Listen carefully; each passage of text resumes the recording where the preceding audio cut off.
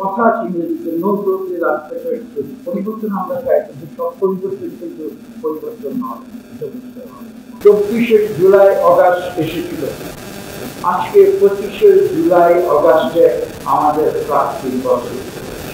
হ্যাঁ, স্বৈরাচার বিদায় হয়েছে, সেটা আমরা মেনেছি, কিন্তু গণতন্ত্রের উত্তরণের যে প্রত্যাশা নিয়ে দীর্ঘ 15-16 বছর ধরে বাংলাদেশের সকল গণতন্ত্রকামী মানুষ এবং রাজনৈতিক দল যে আন্দোলন, সেই প্রত্যাশা পূরণ হয়েছে, দীর্ঘ 1 বছরে হয়নি।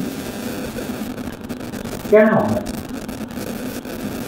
আমরা তো অতীতে একটি উদাহরণ দেখেছি, 90 দিনের ব্যবধানে একটি সুষ্ঠু নিরপেক্ষ নির্বাচন অনুষ্ঠিত হতে পারে।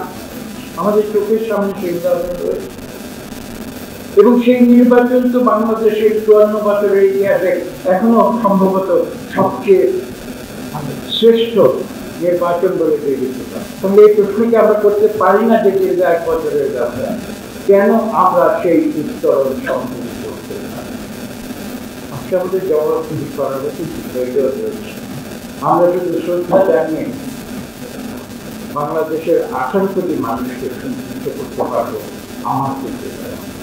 সংস্কার কেবল সংস্কারের জন্য, এই কথা যদি কেউ বলে আমি সেটা সাক্ষী সাহেবের একটা প্রিয় শব্দ আছে বন্দোবস্ত। এখন আমার মাঝে মাঝে মনে হয় যে আমাদের নতুন বন্দোবস্ত আবার কর্মবাদেশের চিরস্থায়ী বন্দোবস্ত নয়। কথা আছে ইংরেজিতে নো গ্রোথ ইজ আনএক্সপেক্টেড। পরিবর্তন আমরা চাই, কিন্তু সব পরিবর্তন কিন্তু পরিবর্তন নয়, এটা বুঝতে হবে।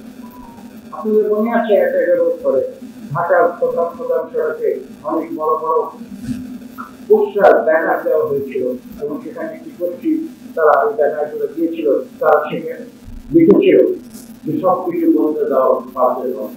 কাজ করেছিলাম, আমি তো প্রশ্ন করেছিলাম যে পৃথিবীতে সবকিছু কিন্তু বদলে দেওয়া পাল্টে দেওয়া যায়। আমি তখন জানতে চেয়েছিলাম কি কি বদলাচ্ছে আমার। আমি যাকে বলেছিলাম যে আমরা কিন্তু যখন ছেলেবেলায় আমরা আদর্শ নীতি পাঠ করছি, সেখানে কিন্তু একটি পাঠ্য আমরা শিখেছিলাম সদা চৌদ্দ কথা। তাদের পরিবর্তনের কথা যখন আমরা বলি, তখন আমার মনে রাখতে হবে যে পরিবর্তনের জন্য নয়, আমরা কোনটা পরিবর্তন চাই এবং কোনটা চিরন্তন সত্য, তার মধ্যে বিভেদ, সেই বিভেদ কিন্তু আমাদের সবাই। অন্যথায় আমাদের সেই সকল প্রচেষ্টা ভুলে পরিণত হবে, যেটা হচ্ছে।